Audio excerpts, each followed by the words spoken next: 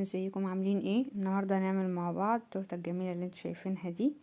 زي ما انتوا شايفين كده، بامكانيات موجوده في كل بيت تقدري تعمليها. ولو ما عندكيش اقولك ايه البديل اللي انا هستخدمه. تابعوني ويلا نشوف المكونات مع بعض عباره عن ايه. معانا نص كيلو دقيق سبونج. معانا هنا 5 بيضات. معانا فانيليا سايله، بس انا عندي باكت. نص كوبايه ميه.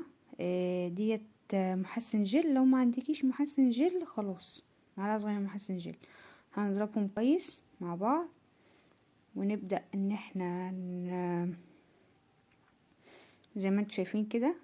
هنبدا ان احنا نضربهم كويس الاول على درجه قليله بالمضرب الكهرباء عادي. لو ما عندكيش عجان تقدري تعملي بالمضرب الكهرباء عادي. بعمل بسرعة قليلة، واحدة واحدة هبتدي ازود. هقلب الخليط الاول من تحت وبعد كده هبتدي ازود وهتشوفوا اللون هيتغير معايا. بصوا انا كده زودت خالص، اللون بدأ يفتح معايا وهتعلى خالص وهتنفش وتعمل هو اللي هي تبقى تقيلة. القوام بتاعها يبقى تقيل قوي. دي العجينة المظبوطة زي ما انتوا شايفين كده. لونها افتحها خالص، كل ما بضرب فيها جامد كل ما لونها بيفتح. مش اقل من ربع ساعة ضرب في كل المكونات دي. كده انا هبتدي بقى ايه، اجهز الصينية بتاعتي. انا عملت صينية مقاس 26. ممكن لو انت حابة ارتفاعها عالي قوي دي ارتفاعها متوسط. تقللي في حجم الصينية.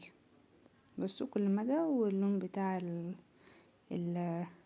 العجينة بيفتح بتاع الكيكة. بصوا عملت معايا ازاي، هوريها لكم دلوقتي كلها.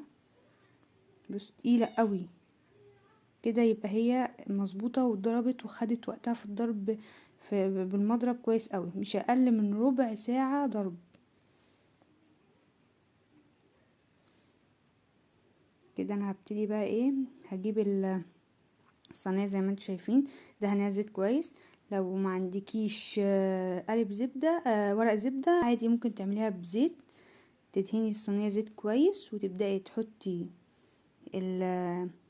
الكيكة الخليط بتاعنا في قلب الصينية وتسويها كويس.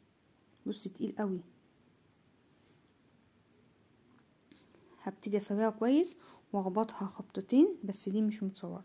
هخبطها خبطتين على الرخامة او على الارض عشان لو في اي فراغات كبيرة تطلع، في فراغات هوا كبيرة تطلع كده. انا سويتها وخبطتها خبطتين. هدخلها على فرن حرارة 180 مسبقا قبل ما يسخنوا قبلها ب10 دقايق وادخلها. ودي شكلها بعد ما طلعت. هي باينه ان هي هنا ان هي اتقطعت وكده. انا اشتغلت فيها على طول. انا اشتغلت فيها بعديها بساعه يا دوبك سبتها بردت واشتغلت فيها على طول. دي غلطه مني. انا هقول لكم على شويه غلطات قابلتني عشان تخلوا بالكم. دي غلطه مني انا. هي مش محروقه ولا حاجه. هي كده لونها مظبوط جدا وسواها حلو قوي وطعمها وهشه جدا وطعمها حلو. هي كانت عايزه استنى عليه. هقول لكم في نص الفيديو. هنا هبتدي اعمل الكريم شانتيه. حطيت تمن كريم شانتيه خام مش محلى، غير محلى، ونص كوبايه سكر بودر ومع شويه يعني زي مكعب زبده كده صغير بيدي طعم حلو قوي للكريم شانتيه. وحطيت اقل من نص ازازه ميه ساقعه. ممكن تستبدليها بلبن. هضربها كويس جدا لحد لما تعمل فوم معايا، يعني تعلى وتبقى قوامها تقيل كده معايا. هبتدي اضيف ليها الشوكولاته الجناش بتاعها. اقول لكم برضه انا عملت الجناش ازاي معانا في الفيديو. المهم نرجع للكيكه. الكيكه المفروض تعمليها قبليها بيوم وتسيبيها تغلفيها بستريتش وتسيبيها في التلاجة. غلطه مني ان انا استعملتها على طول بعديها بساعه، لان انا كنت مستعجله. كانت المناسبه عندي قربت وكده وما ينفعش ان انا اجلها، فلازم هعملها وابيتها يعني في التلاجة جاهزة. فمش هينفع ان انا استنى عليها يومين. او ممكن اعمل كيكة من الصبح وابتدي اشتغل فيها بالليل عشان تكون هديت خالص واعرف اقطعها. شايفين كده الكيكه الكريم شانتيه بدأ ان هو يعلى معايا. طبعا انت لو عايزاها مش هتحطي عليها شوكولاته جناش، يبقى كتري السكر شويه، عشان خاطر انا مقلله السكر، هحط شوكولاته عليها، جناش شوكولاته. طبعا هي فرولت مني وانا بقطعها عشان كانت سخنه.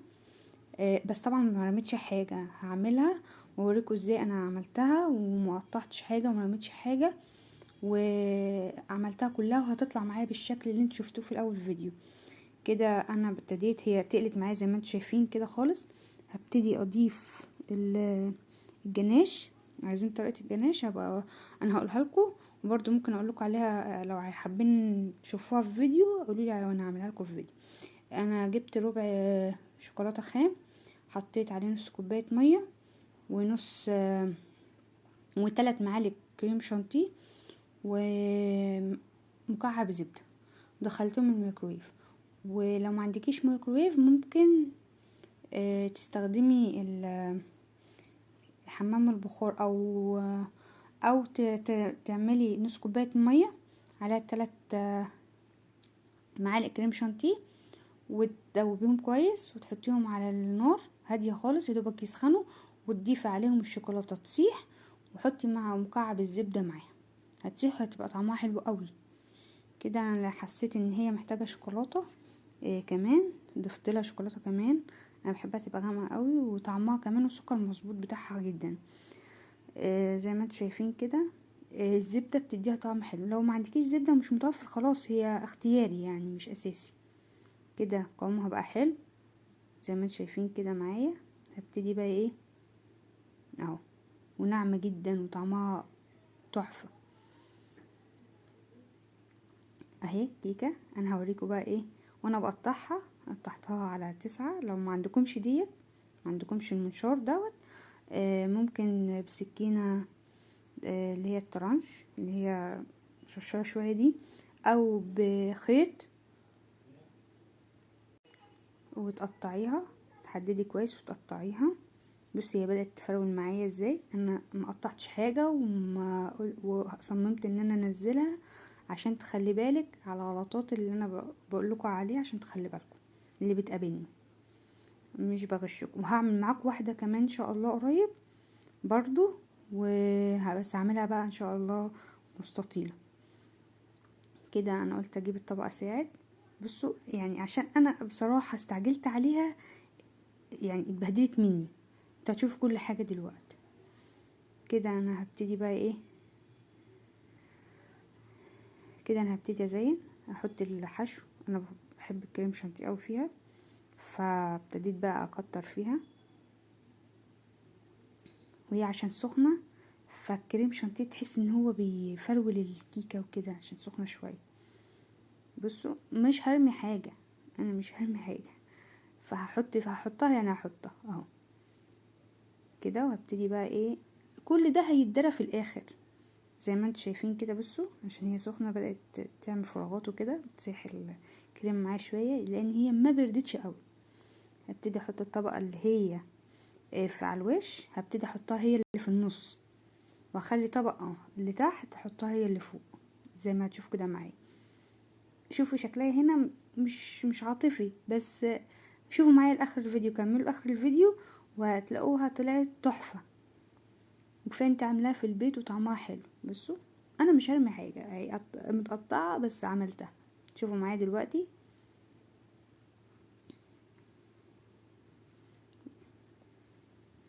كده. انا هبتدي بقى ايه اظبطها من الجناب زي ما انتم شايفين كده، واعملها بالسكرابر وهوريها لكم. كده انا عملتها بالسكرابر. اهم حاجه يكون عندك جنبك ميه ساقعه وفوطه نضيفه، عشان تطلع معاكي ماسه كده بالميه الساقعه. بالميه السخنه ولا ايه، تعملي السكرابر وتملسي على الكريمه تنعميها معاكي. وما عندكيش سكرابر ممكن بسكينه، بمعلقه تكون كبيره، يعني مش استخدمي اي حاجه من المتوفر عندك. والشرشره ديت، سكينه الشرشره ديت ممكن بسكينه مشرشره عندك، ممكن بمشط نضيف ما استعملتوش قبل كده، تخليه الحلويات متخصص الحلويات تعمليه بيها.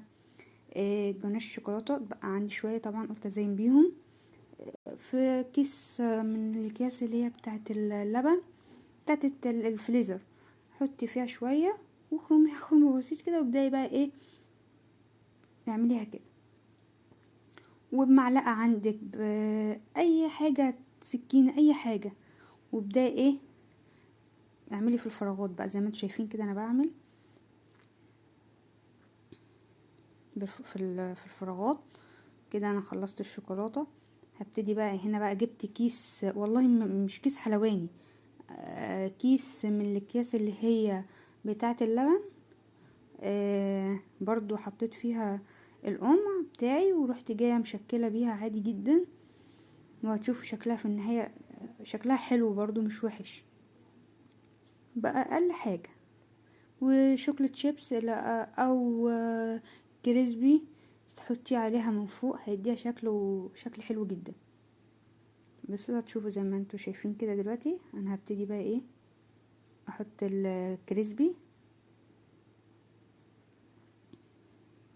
اتبقى عندي كريم شانتيه كتير يعني، وحاطه كتير قوي، كان جواها كتير قوي كريم شانتيه.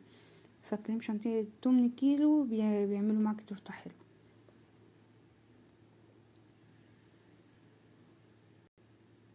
كده. بقى ايه نضفت الرخامه حواليا، وهبتدي بقى ايه احط. شايفين كده هبتدي بقى احط دوت كريسبي برضو بس من الحجم الصغير. حلوة خالص وطعم بيبقى حلو برضو شوكولاتة، بس عشان كانت في التلاجة فمبيضة شوية. زي ما انتم شايفين كده شكلها النهائي. طعمها تحفة وسهلة جدا. اتمنى تجربوها وتقولي رأيكم فيها ايه. واشوفكم على خير في فيديو جديد. ما تنسوش تعملوا لايك وسبسكرايب وشير.